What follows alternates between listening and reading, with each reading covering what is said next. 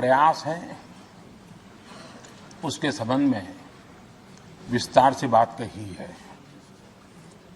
मैं सभी आदरणीय सदस्यों का बहुत आभार व्यक्त करता हूं जिन्होंने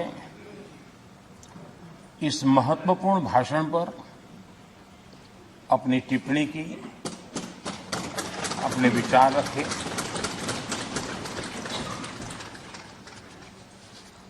आदरणीय अध्यक्ष जी, मैं अपनी बात बताने से पहले कल जो घटना घटी उसके लिए 2 शब्द जरूर कहना चाहूंगा। देश ने आदरणीय लता दीदी को खो दिया। इतने लंबे काल तक जिनकी आवाज ने देश को मोहित किया, देश को प्रेरित भी किया, देश को भावनाओं से भर दिया और एक अहर्निश सांस्कृतिक धरोहर को मजबूत करते हुए और देश की एकता को भी करीब करीब 36 भाषाओं में उन्होंने गाया। ये अपने आप में भारत की एकता और अखंडता के लिए भी एक प्रेरक उदाहरण है। मैं आज आदरणीय लता दीदी जी को आदरपूर्वक श्रद्धांजलि देता हूं। आदरणीय अध्यक्ष जी, इतिहास इस बात का गवाह है कि द्वितीय विश्व युद्ध के बाद विश्व में बहुत बड़ा बदलाव आया। एक नया वर्ल्ड ऑर्डर जिसमें हम सब लोग जी रहे हैं। मैं साफ देख रहा हूं कि कोरोना काल के बाद विश्व एक नए वर्ल्ड ऑर्डर की तरफ, नई व्यवस्थाओं की तरफ बहुत तेजी से आगे बढ़ रहा है। एक ऐसा टर्निंग पॉइंट है कि हम लोग एक भारत के रूप में इस अवसर को गंवाना नहीं चाहिए। मेन टेबल पर भारत की आवाज भी बुलंद रहनी चाहिए। भारत ने एक लीडरशिप रोल के लिए अपने आप को कम नहीं आंकना चाहिए और इस परिप्रेक्ष्य में आजादी का अमृत महोत्सव, आजादी के 75 साल अपने आप में एक प्रेरक अवसर है। उस प्रेरक अवसर को लेकर के, नए संकल्पों को लेकर के देश जब आजादी के 100 साल मनाएगा तब तक हम पूरे सामर्थ्य से, पूरी शक्ति से, पूरे समर्पण से, पूरे संकल्प से देश को उस जगह पर लेके पहुंचेंगे। ये संकल्प का समय है। आदरणीय अध्यक्ष जी, बीते वर्षों में देश ने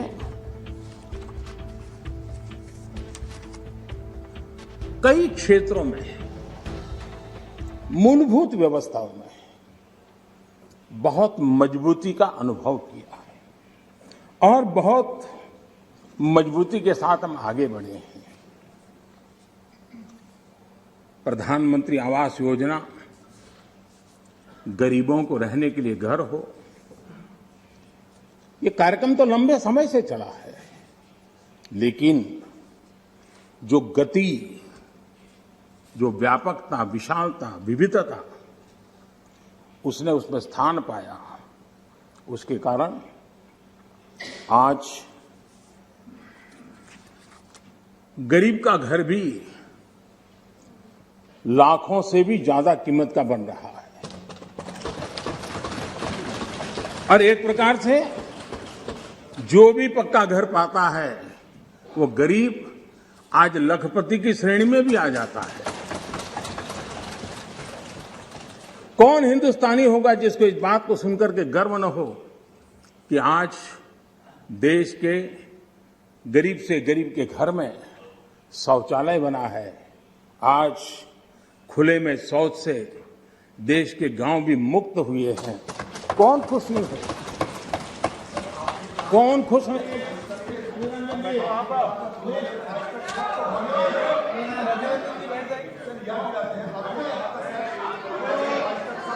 ठीक नहीं है।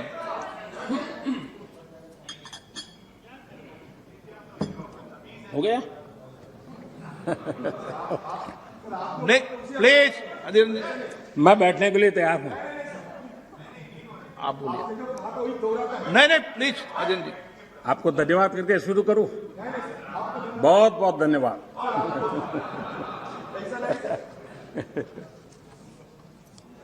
आपका प्यार अजरा अमर रहे।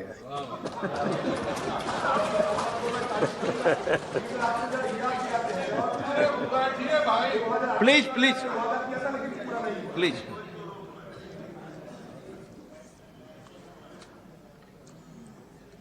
आजादी के इतने सालों के बाद गरीब के घर में भी जब रोशनी होती है तो उसकी खुशियां देश की खुशियों को ताकत देती हैं।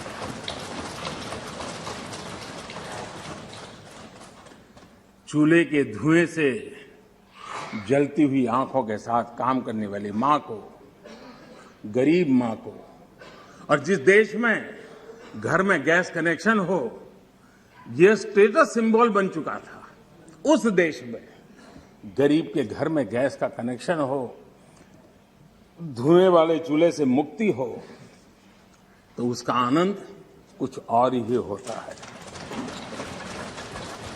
हमारी माताएं बहनें उनका पूरा प्लीज दादा, प्लीज बैठिए। आपको मैंने पर्याप्त मौका दिया, तरीका ठीक नहीं है। दादा को बीच बीच में मौका देना चाहिए, क्योंकि दादा उम्र के इस पड़ाव में भी बचपना का मजा लेते रहते हैं।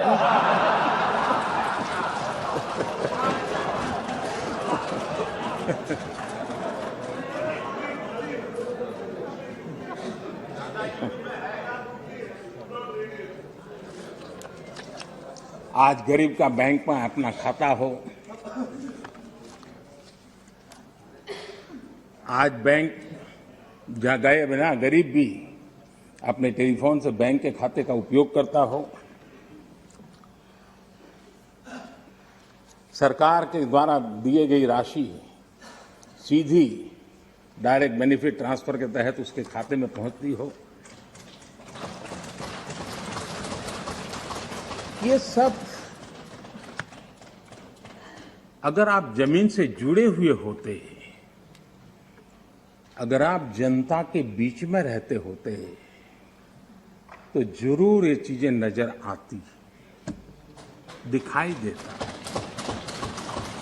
लेकिन दुर्भाग्य ये है कि आप में से बहुत लोग ऐसे हैं जिनके सुई कांटा 2014 में अटका हुआ है और उससे वो बाहर ही निकल नहीं पाते हैं, और उसका नतीजा भी आपको भुगतना पड़ा है। आपने जो अपने आप को एक ऐसी मानसिक अवस्था में बांध के रखा है, देश की जनता आपको पहचान गई है। कुछ लोग पहले पहचान गए, कुछ लोग देर से पहचान रहे, और कुछ लोग आने वाले समय में पहचानने वाले हैं। अब देखिए, आप जब इतना सारा लंबा उपदेश देते हैं तब भूल जाते हैं 50 साल तक कभी आपने भी देश में यहां बैठने का सौभाग्य प्राप्त किया था। और क्या कारण है कि आप सोच नहीं पाते। अब आप देखिए, नागालैंड के लोगों ने आखिरी बार 1998 में कांग्रेस के लिए वोट किया था, करीब 24 साल हो गए। ओडिशा ने 1995 में आपके लिए वोट किया था। सिर्फ 27 साल हो गए, आपको वहां एंट्री नहीं मिली। गोवा में 1994 में पूर्ण बहुमत के साथ आप जीते थे। 28 साल हो गए, गोवा ने आपको स्वीकार नहीं किया। पिछली बार 88 में त्रिपुरा में वहां की जनता ने वोट दिया था। करीब 34 साल पहले त्रिपुरा में। कांग्रेस का हाल है यूपी, बिहार और गुजरात।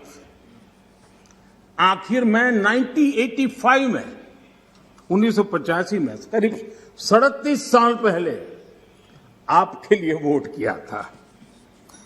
पिछली बार पश्चिम बंगाल में वहां के लोगों ने 1972 में करीब 50 साल पहले आपको पसंद किया था।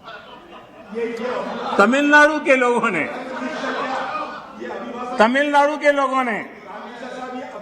प्लीज तमिलनाडु, मैं इसके लिए सहमत हूं। आप कागज लेके बाद में बोल लेना। अगर आप उस मर्यादा का पालन करते और इस जगह का उपयोग न करते, और बड़ा दुर्भाग्य है देश का कि सदन जैसी पवित्र जगह देश के लिए काम आनी चाहिए, उसको दल के लिए काम में लेने का जो प्रयास हो रहा है, और उसके कारण जवाब देना हमारी मजबूरी बन जाती है। जवाब देना हमारी मजबूरी बन जाती है।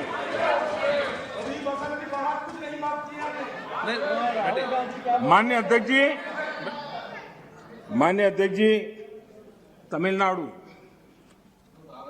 आखिर में 1962 में, यानी करीब 60 साल पहले आपको मौका मिला था। तेलंगाना बनाने का श्रेय लेते हैं, लेकिन तेलंगाना बनने के बाद भी वहां की जनता ने आपको स्वीकार नहीं किया। झारखंड का जन्म हुआ, 20 साल हो गए, पूर्ण रूप से कांग्रेस को स्वीकारते नहीं है। पिछले दरवाजे से वो घुसने का प्रयास करते हैं। माननीय अध्यक्ष जी, सवाल चुनाव नतीजों का नहीं है, सवाल उन लोगों की नीयत का है, उनकी नेक दिली का है कि इतने बड़े लोकतंत्र में इतने साल तक शासन में रहने के बाद देश की जनता हमेशा हमेशा के लिए उनको क्यों नकार रही है। और जहां भी ठीक से लोगों ने राह पकड़ ली, दोबारा आपको प्रवेश करने नहीं दिया है। इतना सारा होने के बावजूद भी हम तो एक चुनाव हार जाए ना, महीनों तक न जाने इकोसिस्टम क्या क्या करती है। इतना सारा पराजय होने के बावजूद भी न आपका अहंकार जाता है, न आपकी इकोसिस्टम आपके अहंकार को जाने देती है।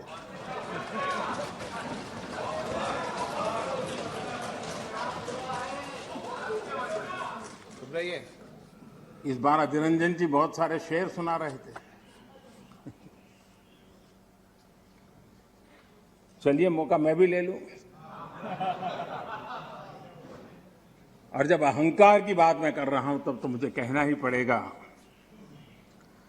वो जब दिन को रात कहें तो तुरंत मान जाओ। वो जब दिन को रात कहें तो तुरंत मान जाओ। नहीं मानोगे तो वो दिन में नकाब ओढ़ लेंगे। जरूरत हुई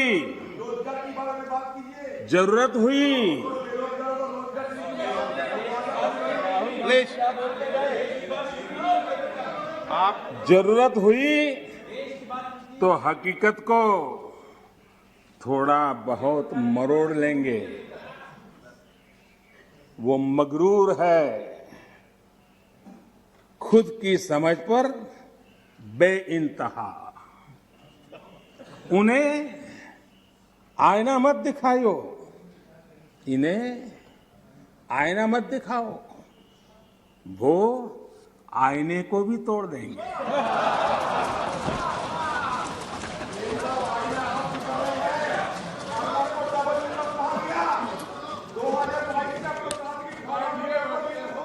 please please please please please. आदरणीय अध्यक्ष जी, आजादी का अमृत महोत्सव, आजादी के 75 वर्ष में आज देश आजादी का अमृत महोत्सव मना रहा है और देश अमृत काल में प्रवेश कर रहा है। आजादी की इस लड़ाई में जिन जिन लोगों ने योगदान किया, वो किसी दल के थे या नहीं थे, इन सब से परे उठ करके देश के लिए जीने मरने वाले लोग, देश के लिए जवानी खपाने वाले लोग, ये हर किसी को स्मरण करने का, पुण्य स्मरण करने का अवसर है और उनके सपनों को याद करते हुए कुछ संकल्प लेने का अवसर है। आदरणीय अध्यक्ष जी, हम सब संस्कार से, स्वभाव से, व्यवस्था से लोकतंत्र के प्रतिबद्ध लोग हैं और आज से नहीं, सदियों से हैं। लेकिन ये भी सही है, आलोचना ये जीवंत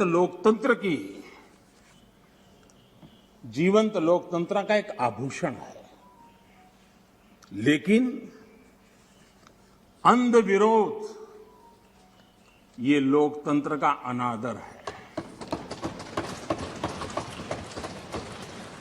सबका प्रयास, इस भावना से भारत ने जो कुछ हासिल किया है, अच्छा होता उसे खुले मन से स्वीकार किया गया होता, उसका स्वागत किया होता, उसका गौरवगान करते। बीते 2 सालों में 100 साल का सबसे बड़ा वैश्विक महामारी का संकट पूरी दुनिया की मानव जात झेल रही है।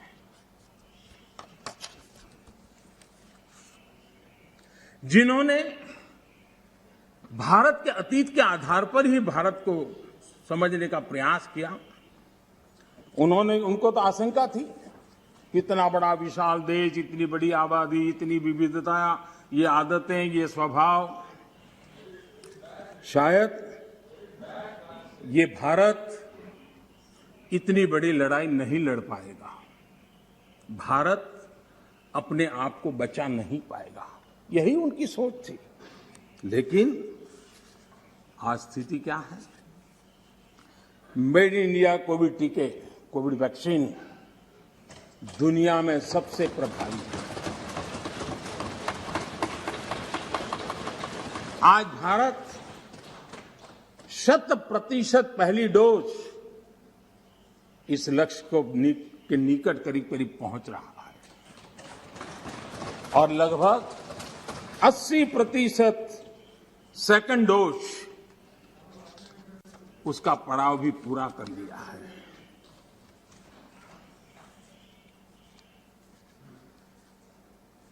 माननीय अध्यक्ष जी, कोरोना एक वैश्विक महामारी थी,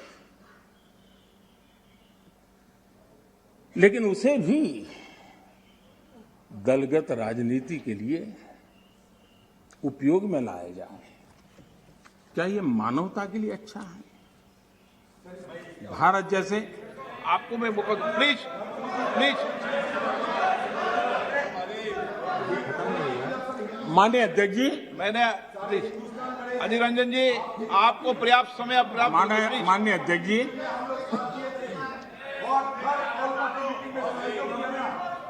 प्लीज प्लीज। माननीय अध्यक्ष जी, मैंने तो किसी का नाम नहीं दिया।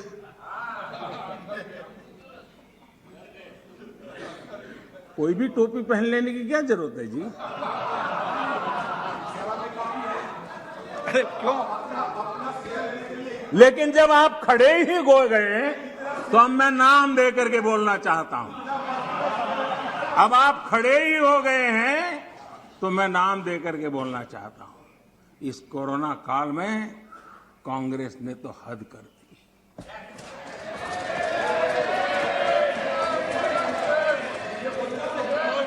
पहली लहर के दौरान मौका दूंगा आपको, प्लीज।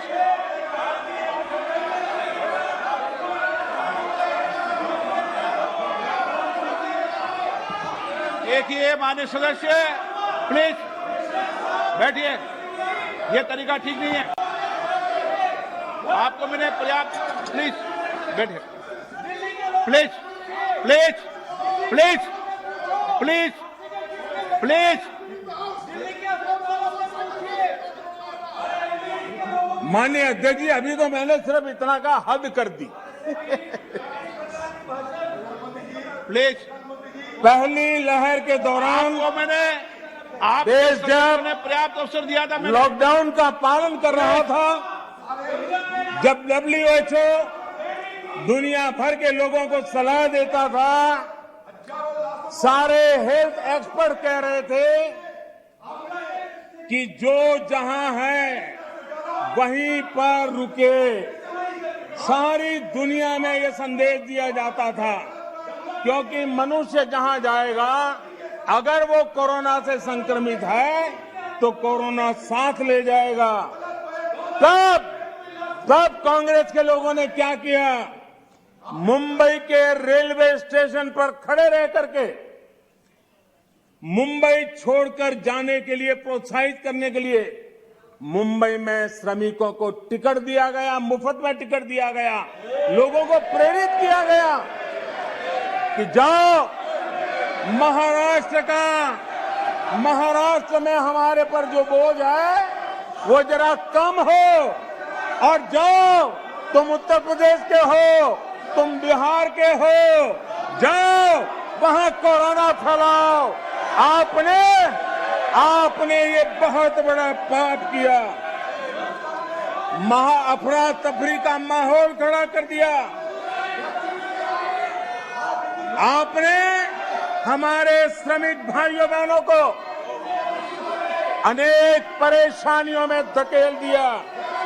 और माननीय अध्यक्ष जी, उस समय दिल्ली में ऐसी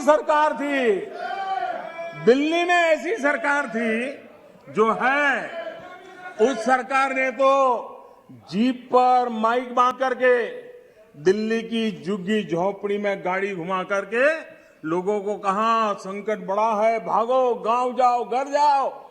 और दिल्ली से जाने के लिए बसें दी, आधे रास्ते छोड़ दिया और श्रमिकों को लिए अनेक मुसीबतें पैदा की।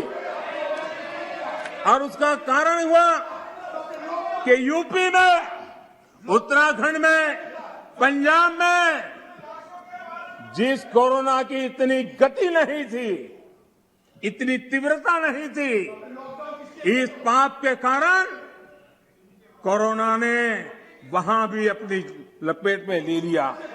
माननीय अध्यक्ष जी, ये कैसी राजनीति है?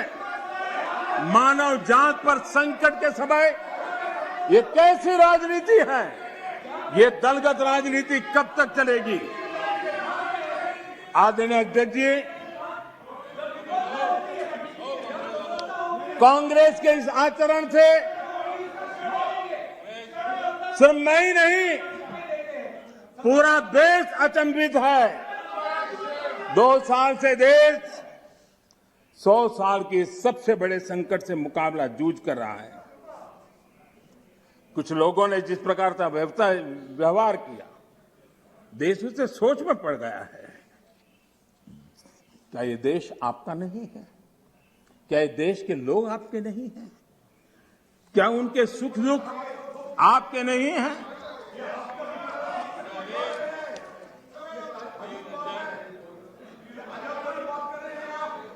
इतनी बड़ी संकट आया, कई राजनीतिक दल के नेता जरा आत्मनिरीक्षण करें। कितने राजनीतिक दल के नेता जो जनता के माने हुए नेता अपने आप को मानते हैं, उन्होंने लोगों को रिक्वेस्ट की हो, अपील की हो, भाई कोरोना का एक ऐसा संकट है, वैश्विक महामारी है, आप मास्क पहनो, हाथ धोना रखो, 2 गज की दूरी रखो, कितने नेता हैं? क्या ये बार बार देश की जनता को अगर कहते तो उसमें कोई बीजेपी की सरकार को क्या फायदा होने वाला था? मोदी को क्या फायदा होने वाला था? लेकिन इतने बड़े संकट में भी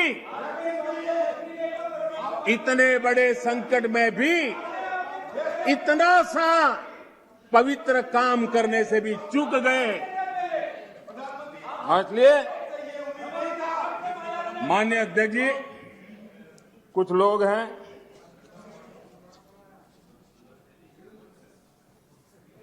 उनको ये इंतजार था कि कोरोना वायरस मोदी की छवि को चपेट में ले लेगा। बहुत इंतजार किया और कोरोना ने भी आपके धैर्य की बड़ी कसौटी की है। आए दिन आप लोग औरों को नीचा दिखाने के लिए महात्मा गांधी का नाम लेते हैं। महात्मा गांधी की स्वदेशी की बात, इसको बार बार दोहराने में हमें कौन रोकता है?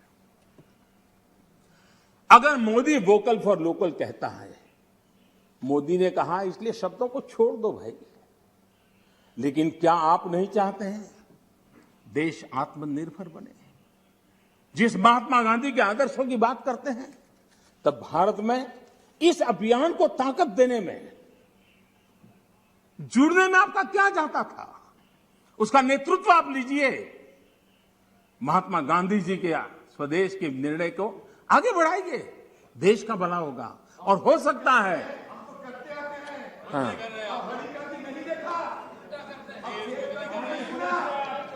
आप महात्मा गांधी के सपनों को सच होते देखना नहीं चाहते। माननीय अध्यक्ष जी, आज पूरी दुनिया योग के लिए, एक प्रकार से कोरोना में तो योग ने दुनिया भर में जगह बना ली। दुनिया भर में कौन हिंदुस्तानी होगा जिसको योग के लिए गर्व न हो? आपने उसका भी मजाक उड़ाया, उसका भी विरोध किया। अच्छा होता आप लोगों को कहते भाई संकट में घर में है, ये योगा कीजिए, आपको फायदा होगा। क्या नुकसान था? फिट इंडिया मूवमेंट चले, देश का नौजवान सशक्त हो, सामर्थ्यवान हो। आपको मोदी से विरोध हो सकता है। फिट इंडिया मूवमेंट, आपके राजनीतिक दलों के छोटे छोटे युवा मंच होते हैं। अगर हम सब ने मिलकर के अगर इस फिट इंडिया के द्वारा देश की युवा शक्ति को इस सामर्थ्य की तरफ आगे बढ़ने के लिए कहते, लेकिन उसका भी विरोध, उसका भी उपहास, यानी क्या हो गया है आपको मुझे समझ नहीं आ रहा है। और इसलिए मैं आज इसलिए कहता हूं आपको ध्यान में आए कि आप कहां खड़े हैं जी। और मैंने इतिहास बताया, 60 साल के लेकर 15 साल तक पूरा कालखंड, इतने राज्य, कोई आपको घुसने नहीं दे रहा है।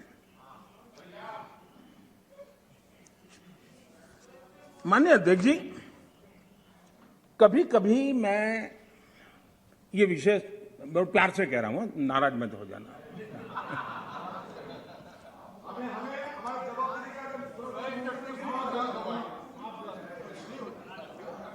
मुझे कभी कभी माननीय अध्यक्ष जी ये विचार आता है, उनके बयानों से, उनके कार्यक्रमों से, उनके कर्तृत्व से, जिस प्रकार से आप बोलते हैं, जिस प्रकार से मुद्दों से जुड़ते हैं, ऐसा लगता है कि आपने मन बना लिया है कि 100 साल तक सत्ता में नहीं आना है।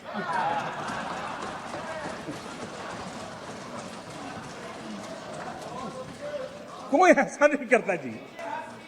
थोड़ी सी भी आशा होती, थोड़ा सा भी लगता हाँ यार देश की जनता फिर से फुलहार करेगी, तो ऐसा नहीं करते जी।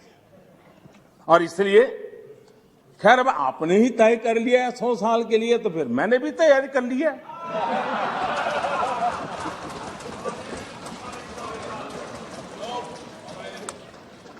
माननीय अध्यक्ष जी, ये सदन इस बात का साक्षी है कि कोरोना वैश्विक महामारी से जो बनी स्थितियां, जो स्थितियां उत्पन्न हुई, उसको निपटने के लिए भारत ने जो भी रणनीति बनाई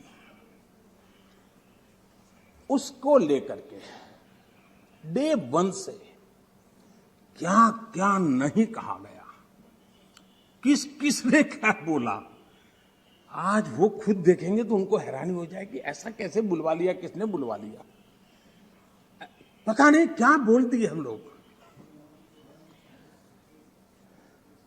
दुनिया के और लोगों से बड़ी बड़ी कॉन्फ्रेंस कर गए, ऐसी बातें बुलवाई गई ताकि पूरे विश्व में भारत बदनाम हो। खुद को टिके रहने के लिए आर्थिक आयोजन को भारत कैसे चल रहा है, माय गॉड क्या कुछ कहा गया, बड़े बड़े पंडितों ने क्या क्या कहा, पूरी आपकी इकोसिस्टम लग गई थी। हम जो भी समझते थे भगवान ने जो समझ दी थी, लेकिन समझ से ज्यादा समर्पण बहुत बड़ा था जी। और जहां समझ से समर्पण ज्यादा होता है वहां देश और दुनिया को अर्पण करने की ताकत भी होती है, और वो हमने करके दिखाया है। और जिस रास्ते पर हम चले, आज विश्व के अर्थ जगत के सभी ज्ञाता इस बात को मानते हैं कि भारत ने जिस आर्थिक नीतियों को लेकर इस कोरोना कालखंड में अपने आप को आगे बढ़ाया, वो अपने आप में एक उदाहरणीय है। और अनुभव भी हम करते हैं, हमने देखा है।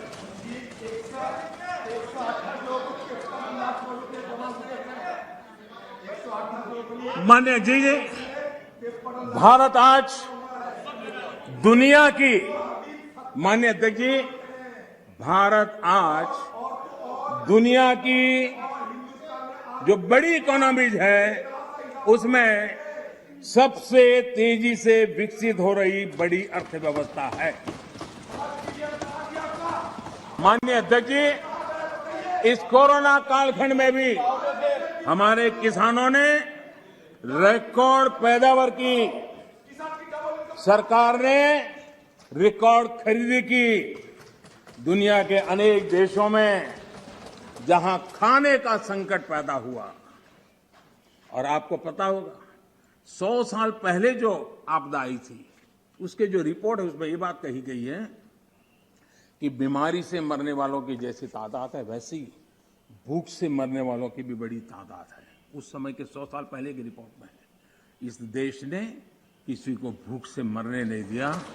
80 करोड़ से अधिक देशवासियों को मुफ्त राशन उपलब्ध कराया और आज भी करा रहे हैं। माननीय अध्यक्ष जी, हमारा total export historically highest record पर है और ये कोरोना काल में है। कृषि एक्सपोर्ट ऐतिहासिक रूप से टॉप पर पहुंचा है।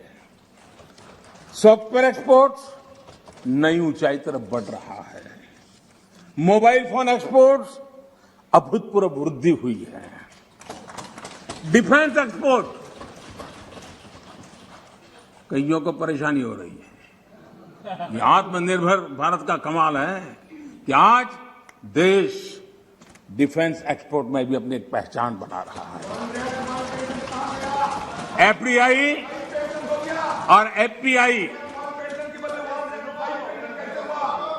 माननीय अध्यक्ष जी,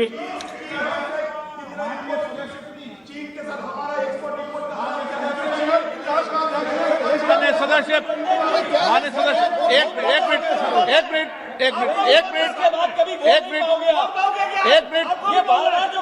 आप चुप रहिए, आप शांत रहिए, आप शांत रहिए प्लीज। माननीय सदस्य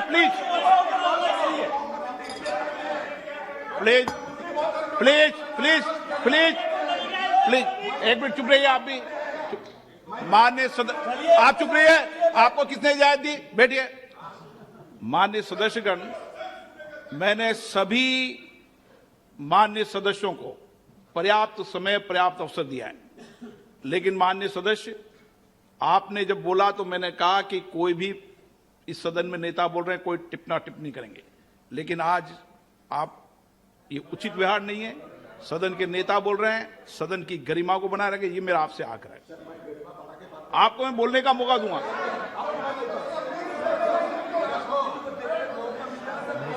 ठीक है, आप बैठिए, आपको मौका नहीं दिया मैंने। माननीय प्रधानमंत्री, प्लीज माननीय अध्यक्ष दादा जी। आपको मौका माननीय सदस्य प्लीज। माननीय हाँ अध्यक्ष जी, समझेंगे समझाएंगे, आप पूरा सुनो, सब समझाएंगे।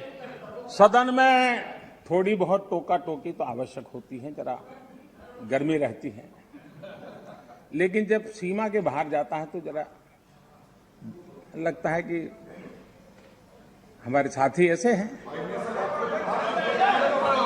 माननीय अध्यक्ष जी, उनकी पार्टी के एक एमपी ने चर्चा की शुरुआत की थी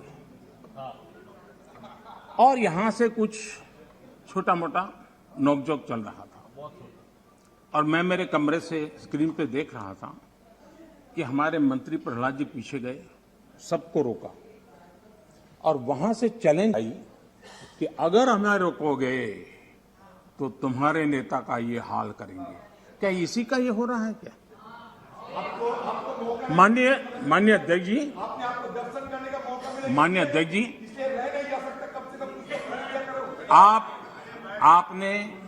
आपको अब हरेक को अपना सीआर सुधारने की कोशिश तो करनी चाहिए और मैं मानता हूं जितना किया है उससे आपका सीआर ठीक हो गया है। जिन लोगों को रजिस्टर करना है आपके इस पराक्रम को कर लिया है जी, ज्यादा क्यों कर रहे हो? इस सत्र में तो कोई आपको नहीं निकालेगा, विश्वास करो। इस सत्र में आपको कोई निकालने का नहीं, मैं आपको गारंटी देता हूं।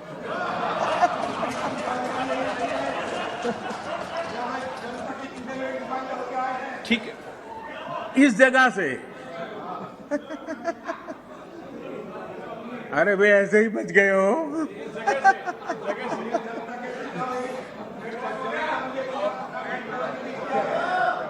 माननीय अध्यक्ष जी, एफडीआई और एफपीआई का रिकॉर्ड निवेश आज भारत में हो रहा है।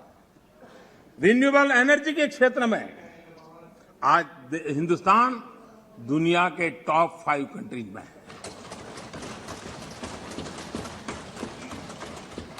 माननीय अध्यक्ष जी, ये सब इसलिए संभव हुआ है कि कोरोना काल में इतना बड़ा संकट सामने होने के बावजूद भी अपने कर्तव्य को निभाते हुए इस संकट के काल में देश को बचाना है तो रिफॉर्म जरूरी थी और हमने वो जो रिफॉर्म किए उसका परिणाम है कि आज हम इस तरीके से स्थिति पर आगे पहुंचे। माननीय अध्यक्ष जी, एमएसएमई माननीय सदस्य प्लीज सहित आप बैठिए। हर उद्योग को गलत तरीका है आपका। जरूरी सपोर्ट दी, बैठिए, ऐसे नहीं चलेगा। नियमों को, प्रक्रियाओं को सरल किया। आत्मनिर्भर भारत का जो मिशन है उसको हमने चरितार्थ करने के लिए भरपूर कोशिश की। ये सारी उपलब्धियां ऐसे हालत में देश ने हासिल की हैं जब अंतर्राष्ट्रीय स्तर पर आर्थिक जगत में बहुत बड़ी उथल पाथल आज भी चल रही है। सप्लाई चेन पूरी तरह चरमरा गई है। लॉजिस्टिक सपोर्ट में अनेक संकट पैदा हुए हैं। दुनिया में सप्लाई चेन की वजह से केमिकल फर्टिलाइजर पर कितना बड़ा संकट आया है और भारत आयात करने पर डिपेंडेंट है। कितना बड़ा आर्थिक बोझ देश पर आया है। पूरी विश्व में हालत पैदा हुई है, लेकिन भारत ने किसानों को इस पीड़ा झेलने के लिए मजबूर नहीं किया। भारत ने वो सारा बोझ देश ने अपने कंधों पर उठाया और किसान को ट्रांसफर नहीं होने दिया है। भारत ने फर्टिलाइजर की सप्लाई को भी निरंतर जारी रखा है। कोरोना के संकट काल में भारत ने अपनी खेती को, अपने छोटे किसानों को संकट से बाहर निकालने के लिए बड़े फैसले लिए। मैं कभी कभी सोचता हूं, जो लोग जड़ों से कटे हुए लोग हैं, 2-2, 4-4 पीढ़ी से महलों में बैठने की आदत हो गई है, वो देश के छोटे किसानों की क्या समस्या है वो समझ ही नहीं पाए। उनके अगल बगल में जिन किसानों की उनकी पहुंच थी उससे आगे देख नहीं पाए हैं। और मैं कभी ऐसे लोगों को पूछना चाहता हूं कि छोटे किसानों के प्रति आपकी इतनी नफरत क्यों है? क्या आप छोटे किसानों के कल्याण के लिए आप रोड़े अटकाते रहते हो? छोटे किसानों को इस संकट में डालते हो? माननीय अध्यक्ष जी, अगर गरीबी से मुक्ति चाहिए तो हमें हमारे छोटे किसानों को मजबूत बनाना होगा। ग्रामीण अर्थव्यवस्था को मजबूत बनाना है तो हमारे छोटे किसानों को मजबूत बनाना होगा। अगर हमारा छोटा किसान मजबूत होता है, छोटी सी जमीन होगी, 2 हेक्टेयर की भूमि होगी, तो भी उसको आधुनिक करने का वो प्रयास करेगा, नया सीखने का प्रयास करेगा, और उसकी ताकत आएगी तो देश की अर्थरचना को भी ताकत मिलेगी। और इसलिए आधुनिकता के लिए छोटे किसानों की तरफ ध्यान देने का हमारा प्रयास है। लेकिन छोटे किसानों के प्रति जिन लोगों के मन में नफरत है, जिन्होंने छोटे किसानों के दुख दर्द नहीं जाना है, उनको किसानों के नाम पर अपनी राजनीति करने का कोई हक नहीं बनता है। माननीय अध्यक्ष जी, इस बात को हमें समझना होगा। सैकड़ों वर्षों का गुलामी कालखंड, उसकी जो मानसिकता है, वो आजादी के 75 साल के बाद भी कुछ लोग बदल नहीं पाए। ये गुलामी की मानसिकता किसी भी राष्ट्र की प्रगति के लिए बहुत बड़ा संकट होती है। लेकिन माननीय अध्यक्ष जी, आज देश का मैं एक चित्र देखता हूं। एक ऐसा समुदाय, एक ऐसा वर्ग है, आज भी वो गुलामी की मानसिकता में जीता है। आज भी 19वीं सदी के काम, उस सोच, उसी में जकड़ा हुआ है। और 20वीं सदी के जो कानून है, वही कानून उसको कानून लगते हैं। माननीय अध्यक्ष जी, गुलामी की मानसिकता, इन 19वीं सदी का रहन सहन, 20वीं सदी के कानून 21वीं सदी की आकांक्षाएं पूरी नहीं कर सकते। 21वीं सदी के अनुकूल हमें बदलाव बहुत जरूरी है। माननीय अध्यक्ष जी, जिस बदलाव को हमने अस्वीकार किया, उसका परिणाम क्या है? फ्रेट कॉरिडोर, इतने मनोमंथन के बाद, कई वर्षों तक उसके बाद योजना बनी। 2006 में प्लानिंग, 2006 से 2014 तक का उसका हाल देखिए। 2014 के बाद उसकी तेजी आई। यूपी में सरयू नहर परियोजना 70 के दशक में शुरू हुई, 70 दशक में, और उसकी लागत 100 गुना बढ़ गई। हमारे आने के बाद हमने उस काम को पूरा किया। ये कैसी सोच है, क्या तरीके हैं? यूपी का अर्जुन डैम परियोजना 2009 में शुरू हुई, 2017 तक 1/3 खर्चा हुआ। हमने इतने कम समय में उसको पूर्ण कर दिया। अगर कांग्रेस के पास इतनी सत्ता थी, इतने सालों तक सत्ता थी, तो 4 धाम को वो ऑल वेदर सड़कों में परिवर्तित कर सकते थे, जोड़ सकते थे, लेकिन नहीं किया।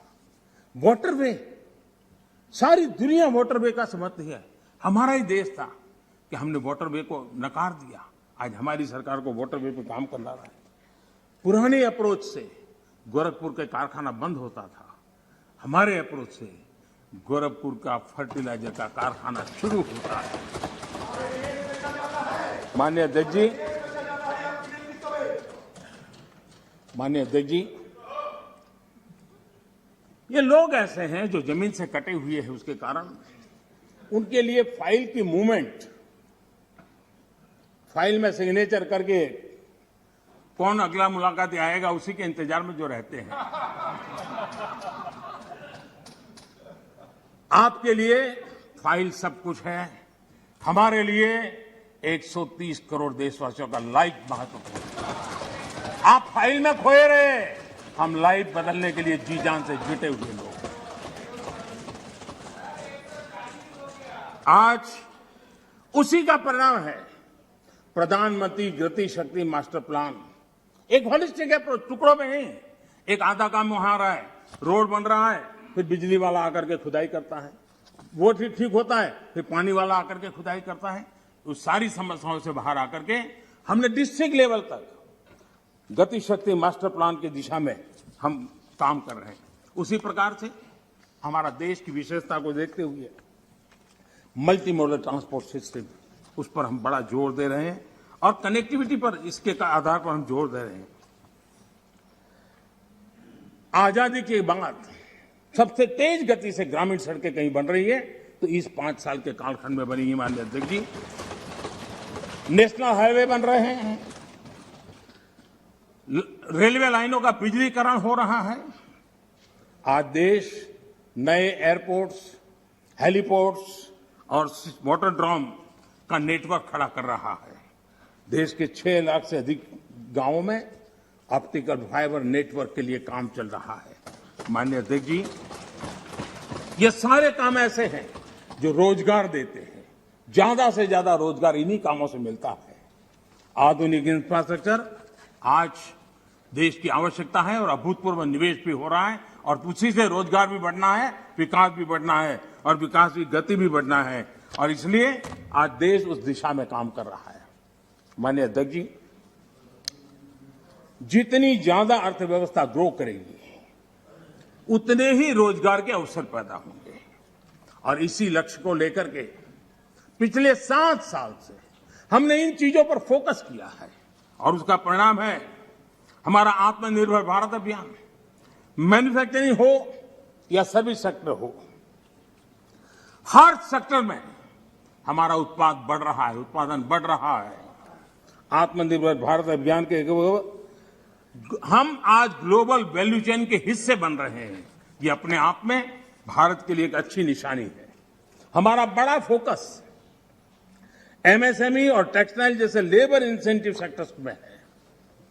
एमएसएमई की परिभाषा में सुधार,